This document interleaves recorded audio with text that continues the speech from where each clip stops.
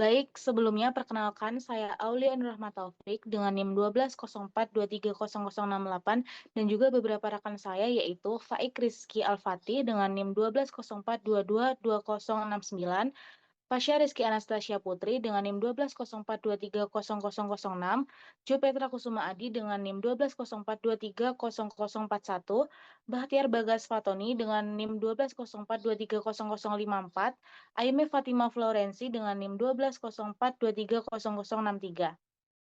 Baik, bisa dilanjut untuk di bab 1.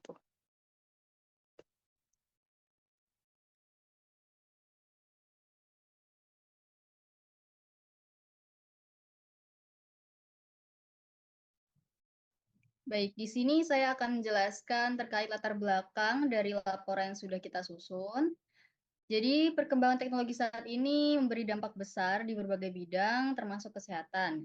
Di Indonesia sendiri, analisis data tentang penyakit penular seperti HIV or AIDS juga terus berkembang. Dengan adanya metode seperti permodelan prediktif dan analisis tren, itu kita bisa memahami penyebaran penyakit dengan lebih akurat.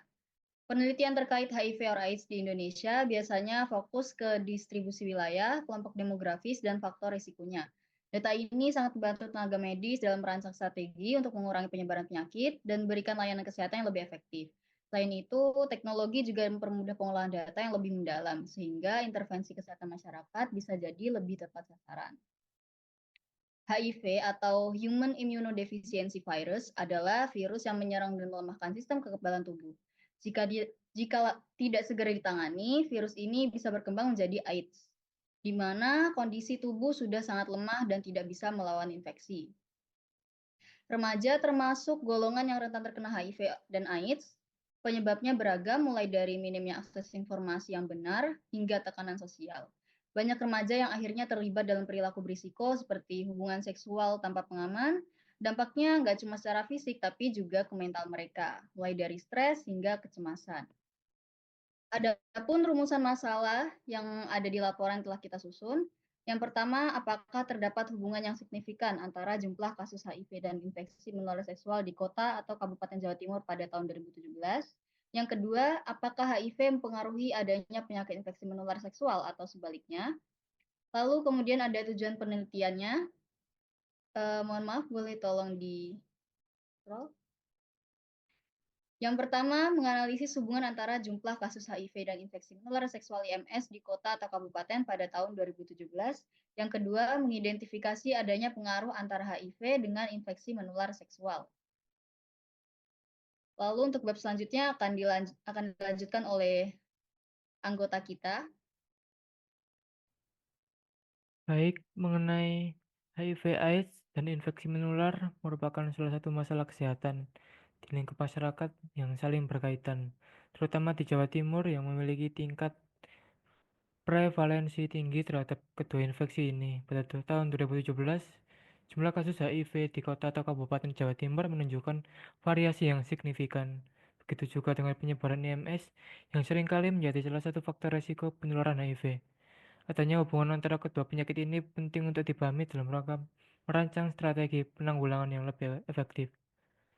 Tujuan utama dari analisis ini adalah untuk memberikan wawasan berbasis data terkait hubungan antara jumlah kasus HIV dan IMS di kota atau kabupaten Jawa Timur pada tahun 2017, yaitu mengidentifikasi apakah terdapat korelasi atau hubungan signifikan antara jumlah kasus HIV dan IMS di wilayah Jawa Timur pada tahun 2017.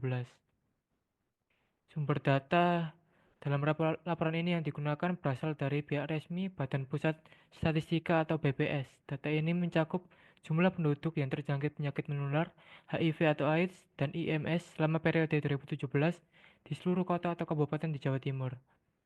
Jenis data yang digunakan adalah kuantitatif berdasarkan angka dan statistik, serta dapat dianalisis.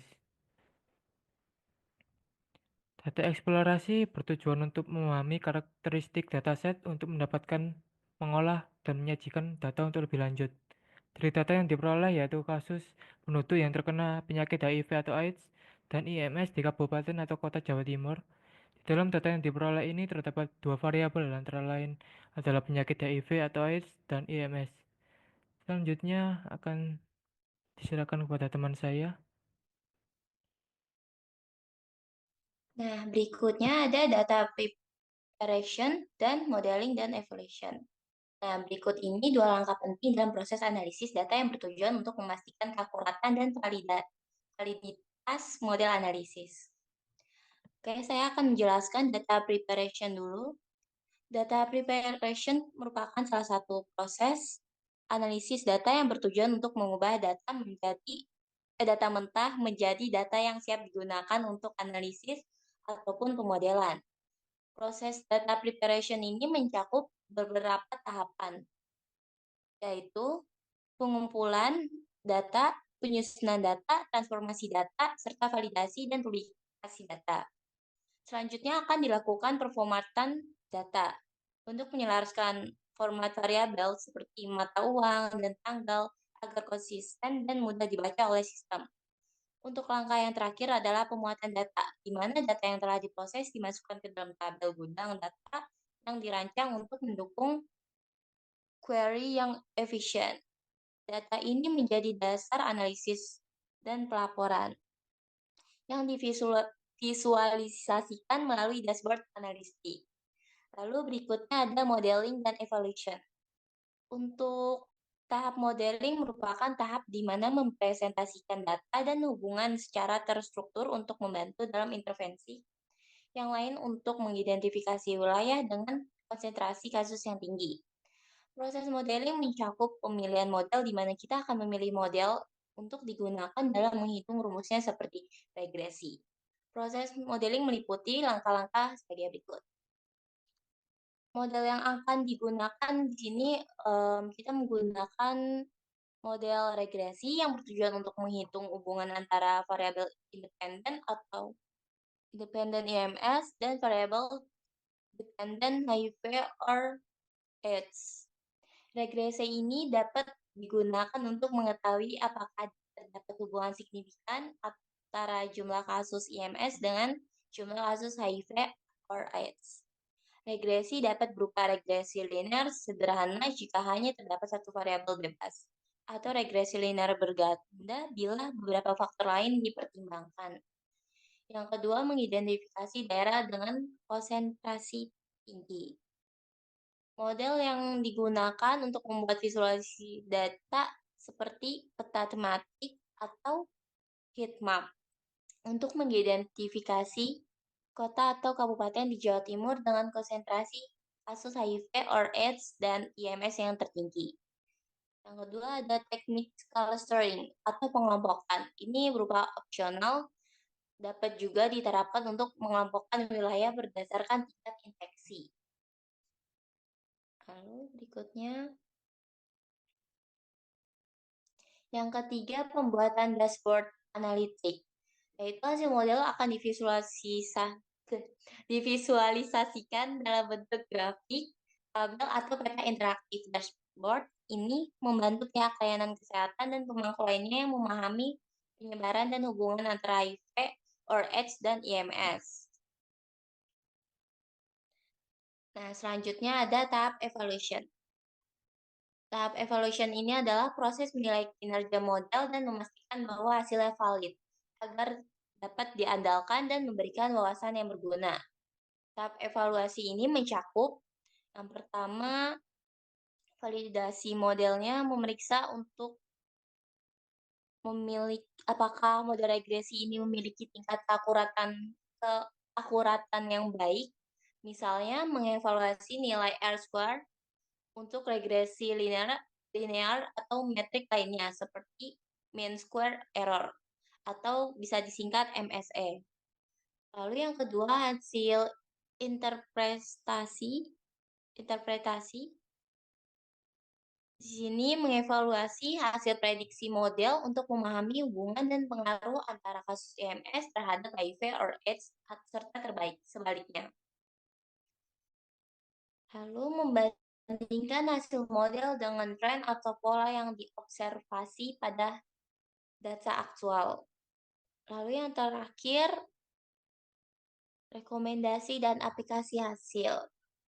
Di sini menggunakan wawasan dari evaluasi untuk memberikan rekomendasi kebijakan. Contohnya, jika ditemukan hubungan signifikan antara IMS dan HIV or AIDS, maka Dinas Kesehatan dapat fokus pada program pencegahan IMS sebagai bagian dari strategi pengendalian HIV or AIDS. Oke, bisa dilanjutkan oleh anggota saya.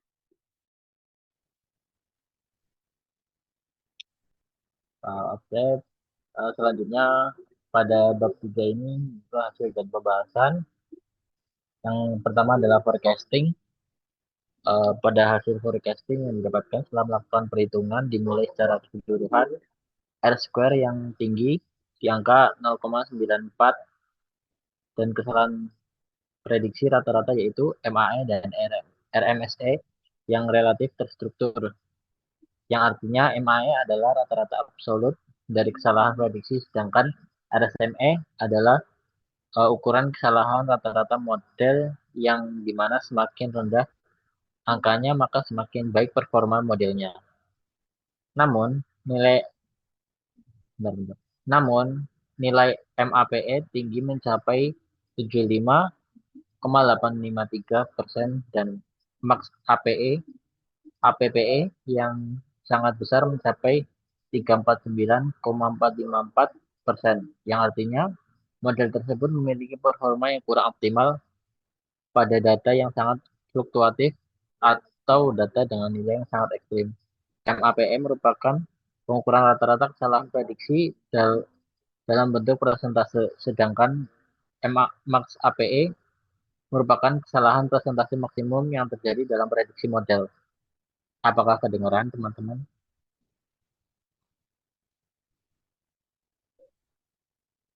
Halo, apakah kedengaran jelas suara saya?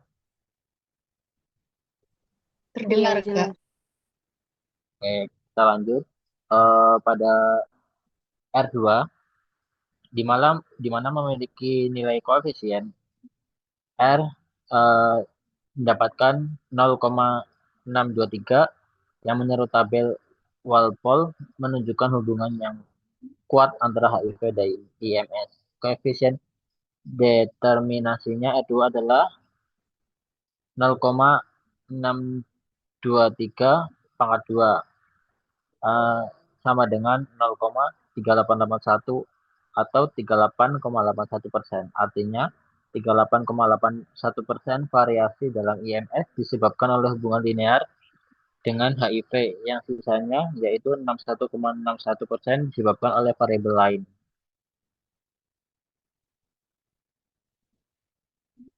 Kemudian selanjutnya masuk pada bagian scatter plot. Pada bagian scatter plot di atas menunjukkan distribusi titik-titik di antara dua variabel V2 HIV sebagai sumbu Y dan V3 IMS sebagai sumbu X, menyatakan bahwa tidak ada hubungan. Disebabkan karena ini polanya itu bersebaran, tidak terstruktur. Karena titik-titik tersebar sebagai bagian daripada nilai variabel V3 tergolong rendah dibanding dengan nilai pada variabel V2 yang cukup lebar. Dari analisis pada scatter plot di atas menunjukkan bahwa hubungan antara variabel V2 dan V3 adalah hubungan antara sumbu Y dan X bersifat kompleks dan mungkin dipengaruhi oleh faktor lain yang tidak terlihat dalam plot di atas.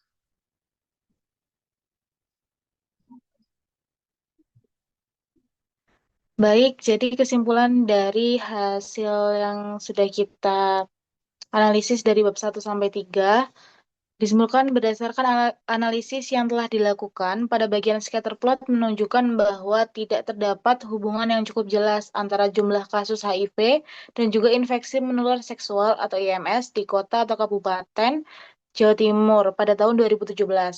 Hal ini diperkuat dengan nilai koefisien pada korelasi R sebesar 0,623 yang menunjukkan hubungan moderat dan koefisien determinasi R2, R2 sebesar 38,81%, yang berarti bahwa hanya sebagian kecil variasi dalam IMS dapat dijelaskan oleh HIV.